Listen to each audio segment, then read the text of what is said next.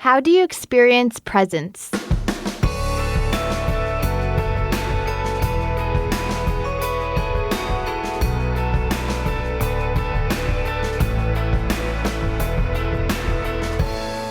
Hey listeners, welcome to In the Arena. I'm Jackie Goldberg.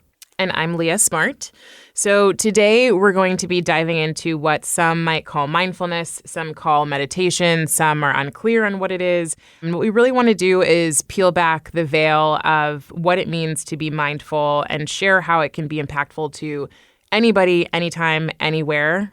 We realized even at the beginning of our own journeys how much we did or didn't know. And I also know so many people, I'm sure, Jackie, you do, who don't want to do mindfulness or meditation because it feels like something you have to do or be or some type of person that does it. And so we really want to just open this up and give people, more permission to just step into this. Yeah, and we'll talk about some of those myth busters today, but I think there is a lot out there that we just want to clarify and make sure people, understand how amazing mindfulness and meditation can be when it's incorporated into your life. Yeah. So, mindfulness and meditation goes back thousands of years.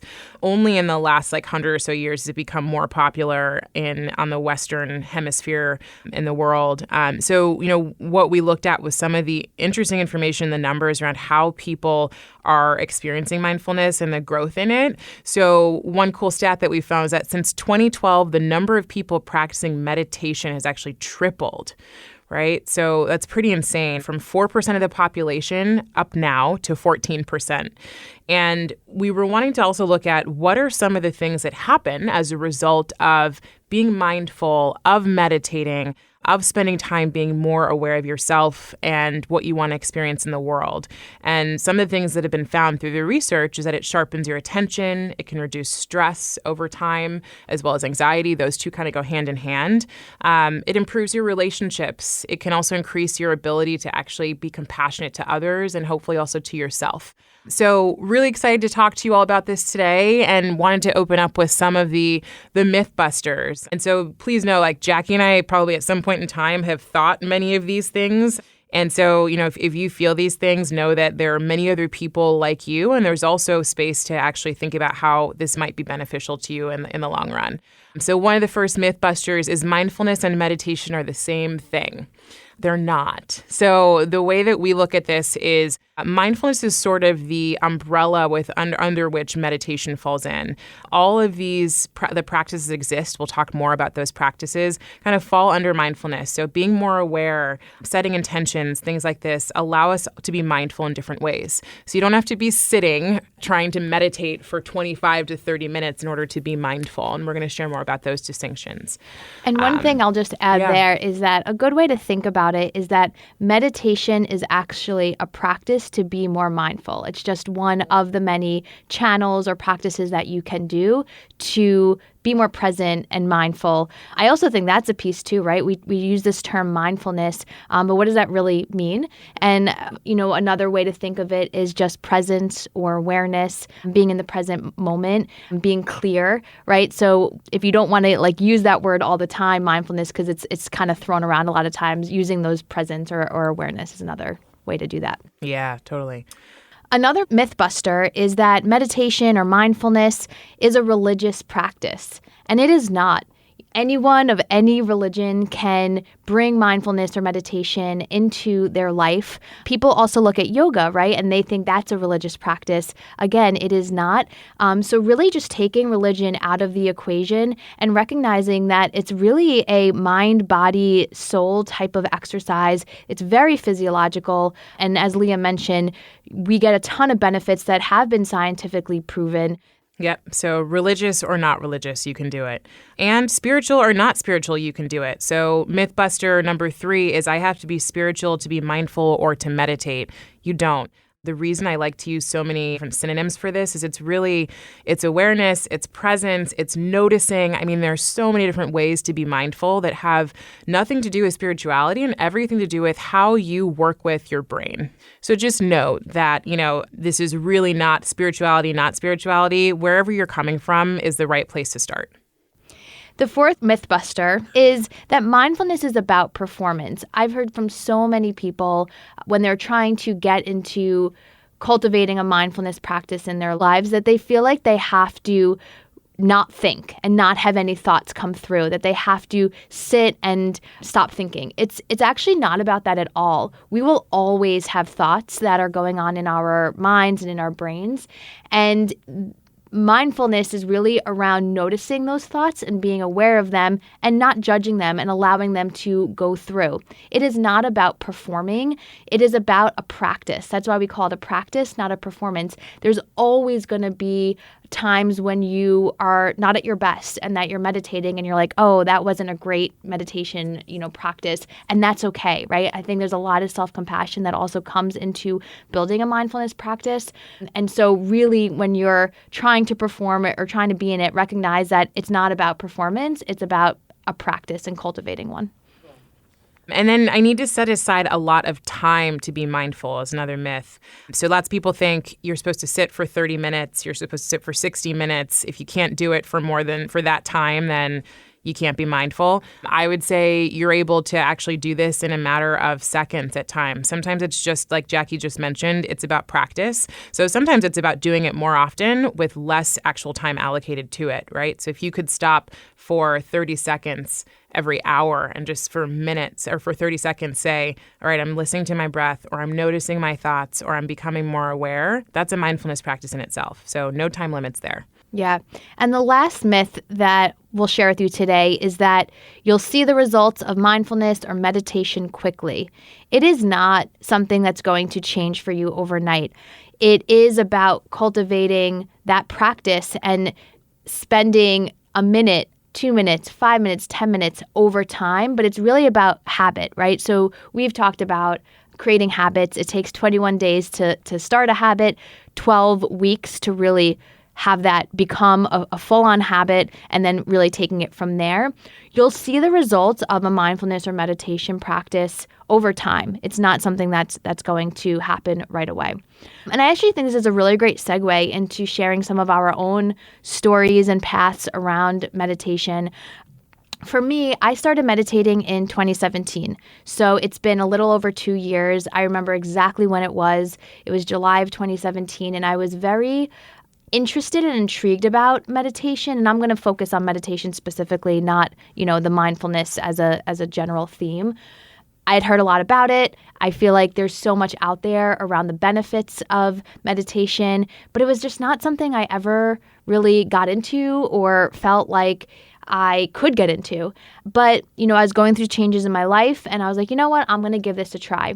And actually, for those of you who are new to meditation, and we've talked about some of the apps that you can use, but I started with Calm, which is an app, and they have a 21 days of mindfulness practice, and you actually don't have to pay for the app in order to do this 21 days. And what I love about it is that I only learned later in life that 21 days is the amount of time to start a habit. So it actually was amazing for me. And I really started to feel a difference over time in terms of being more calm.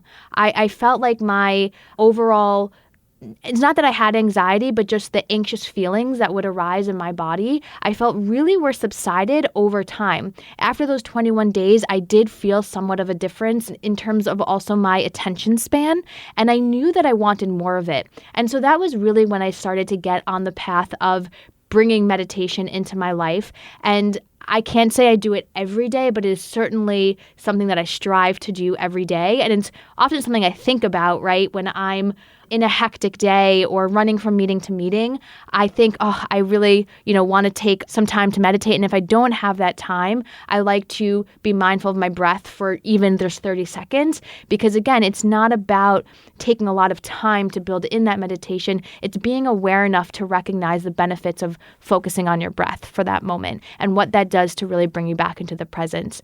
So I can honestly say that having a meditation practice has changed my life in terms of just how I show up and my ability to really be more present with the people around me.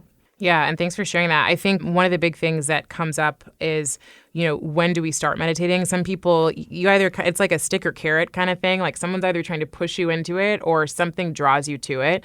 And so oftentimes, I think in struggle, we find a lot of really amazing ways to support ourselves. So when you're going through a difficult time in your life, like Jackie pointed out, like she was going through a hard time and wanted to turn to something and found something that then now has really shaped a lot of who she is and continues to be.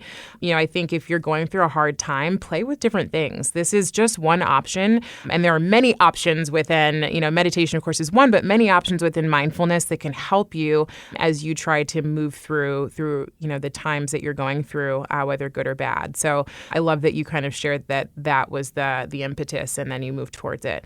For me, I think, meditation has been in my life for quite a while. My dad has meditated for a long time. I've known about it. I was never really interested in it. I didn't get it. And so I just didn't do it. I started getting more into it in 2015, 2016, but I was really in and out of it. I was someone who felt like if I wasn't performing, then I wasn't a good meditator. And so I tend to kind of move towards performance. And so that's what kept me from committing to it. I felt like if I wasn't perfect, it wasn't something I should do. I then in 2017 also actually started doing it more often, attended a full day meditation retreat and really got a lot out of it and then started sort of baking it into my life. But it wasn't until 2018 that I feel like it became a real committed practice for me. I started with Headspace, which is another great app. And then I moved into actually doing it at work. So, luckily we had and continue to have someone at our office who comes in couple times a week and leads a meditation. And it was a good time for me to put on my calendar and promise that I could get away. And then, really over time, it started to become something that I do regardless. I've gone back and forth between different types of mindfulness and then meditation. So sometimes I like to meditate and I enjoy that. And other times I actually do something totally different. And I've been doing that more recently where I sit and have a practice of mindfulness and do a few different things that we'll talk about in a minute or so, but it's not complete silence, clear your brain. It's actually more intention setting, etc. Leah, you mentioned that you started a mindfulness practice around 2015, and then you kind of dabbled in it for 2 years or so, and then in 2018 it became more prevalent. I'm really interested to know, what changed for you? So, and to be more specific, it's what made it become more prevalent in your life? Yeah, so that's a really easy answer, spirituality. I grew up religious, not spiritual, but I was religious by just being in my family. And for most of my 20s, I really didn't relate to spirituality or religion. And so this big shift came when I found more spirituality. And so I wanted a new way to connect to myself, to connect to something greater, and to feel like I had purpose in a different way than just, the purpose of your career or whatever it is. I was looking for something more. And I think that's actually a really common thing for many of us who find different spiritual paths or find different hobbies or whatever. We're always looking for something more. There's that gap of I'm here today and I want to be somewhere else. And so we find different ways to create that. And so for me, it was looking for something more and not stumbling upon, but really getting grounded in my own spirituality that made me commit to it. It's so interesting because, meditation can be spiritual, but as we also talked about in our Mythbusters, you don't have to be spiritual, right? Because there is a lot of science behind it in terms of just clearing your mind, clearing your brain and your thoughts and all of that. But I love that was your own individual pathway to meditation. I think that's really interesting. And some people, I don't know about you, but I feel like some people meditate and then find spirituality. Some people meditate and never find it. Some people want spirituality, so they go to meditation. I mean, there's all sorts of different, there's kind of all different levers you can pull to get to some very similar outcomes that, to your point, are scientifically proven to be fantastic. And if you are spiritual, there's really space to connect. Totally. So I want to pivot for a moment and go into different types of mindfulness practices. And some of these can be done through a meditation and some can just be a full-on mindfulness practice, right? One of them, which I really love personally, is called a body scan. A body scan is when you focus from the top of your head all the way down to the bottom of your feet. What it allows you to do is get really present on the different points in your body. It's interesting because you can see where you're tingling or feel itchy or feel nothing at all.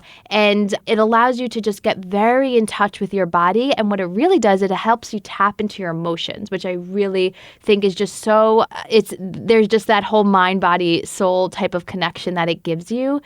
The emotional aspect of a body scan allows you to just get more in touch with your feelings. And this is a beautiful way to practice presence and again, put that physiological and physical awareness of your body with that emotional piece. And what I love about body scan too is it's pain points too. So like a lot of us have random points of pain we don't realize, or places that we hold tension when something happens in our emotions. So we can actually start connecting like, oh, when I feel stressed, I hold tension in my left shoulder, and actually start to recognize how to move through those. Yeah. And I remember when I first started doing body scans, I never realized how much I held my jaw and tightened my teeth and my jaw.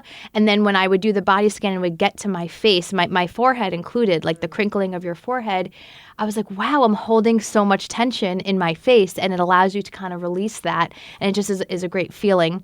Another one is called focused attention. And what this does is focusing your attention on anything, right? It could be your body, like a body scan, but it could be focusing your attention on the sounds around you in the space.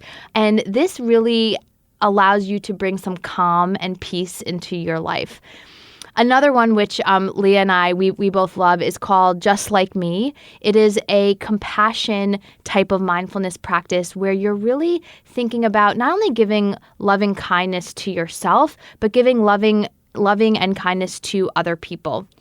And what the Just Like Me allows you to do is you realize that other people experience life just like you do. And so when you're going through a difficult time or a sad time or a hard time, you can bring that self-compassion into this space and also recognize that someone that you have conflict with or someone that you may judge at certain times are going through very similar life experience as you are. And it really brings just that compassion into the space. Yeah, it's funny. We did lead a Just Like Me meditation like, I don't know, 2 months ago or something like that.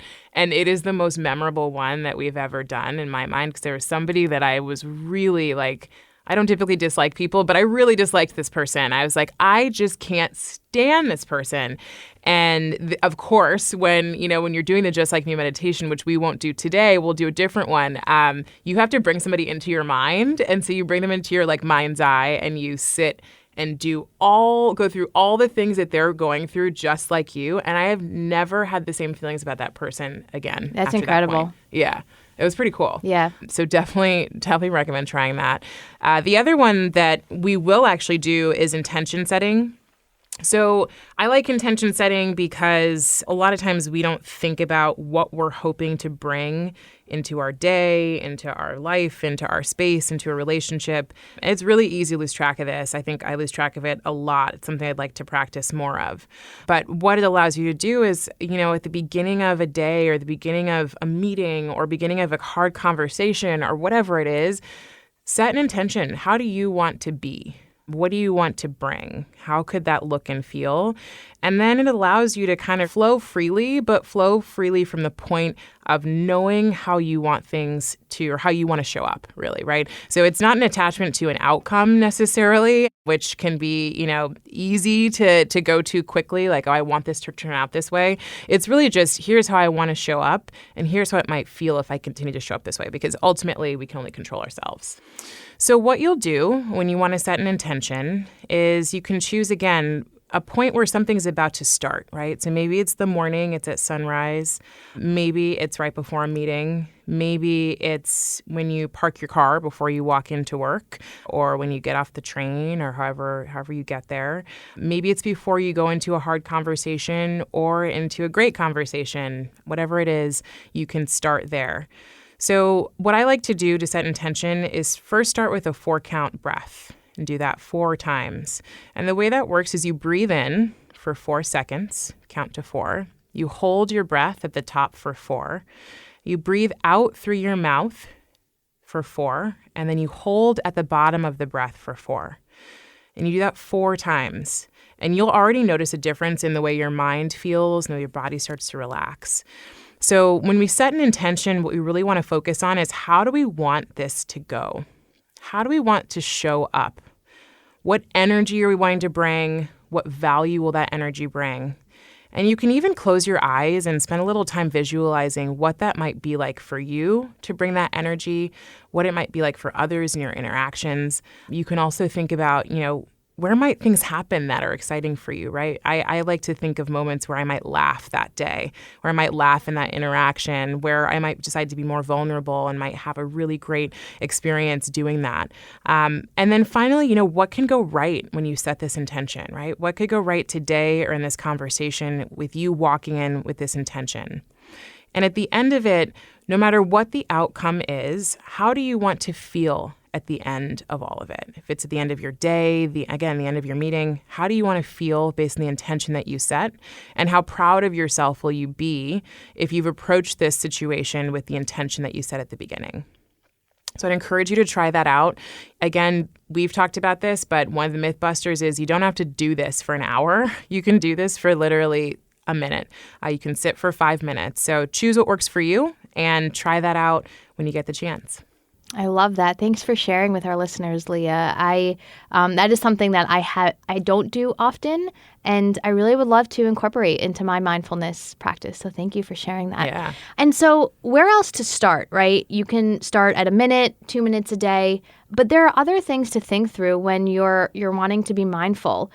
Again, it's just bringing presence to that moment and taking a moment to think through what is going to fill you up in that moment, what is going to clear your space.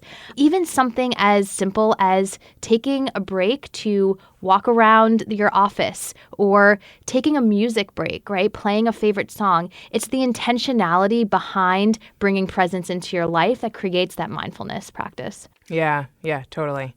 So, and the other is actually, that I don't think you mentioned, Jackie, was incorporating gratitude. Something that I've been doing recently is like a shift to my gratitude practice is called 3 good things. So at the end of the day or at the beginning of the day, typically at the end, I'll do 3 good things. What 3 good things happened today? And I have to literally let myself, again, get into that moment. Okay, thing 1, thing 2, thing 3. And what I find is I am able to continue to be more intentional with my time, but also more intentional with my attitude, which is really important. Once I'm setting that 3 good things have happened, it's really hard for me to be angry about things. Yeah. We hope that you enjoyed this. We hope that we've, again, peeled back the veil on some of the things that maybe you were thinking about mindfulness and meditation. And ultimately, our goal is to have you continue to explore this for yourself. So go out and practice it. Share with people what you find. If it doesn't work for you today, that's okay. And most importantly, I think what Jackie mentioned earlier is be compassionate with yourself as you approach this so that, you can continue to leave the door open to when it may sink in, and that might be a while from now, and that's okay. So would love for you to try one of the practices Jackie mentioned or, the intention setting practice. And what I would say is if you're really excited about this, try to do it in the next 24 hours. Give yourself a nice time frame so that you actually try it once and see how it goes. Yeah. So thanks so much for listening today. If you want to listen more to In the Arena, check us out on iTunes and Spotify. And thank you as always for coming along this journey with us. Thanks, everyone.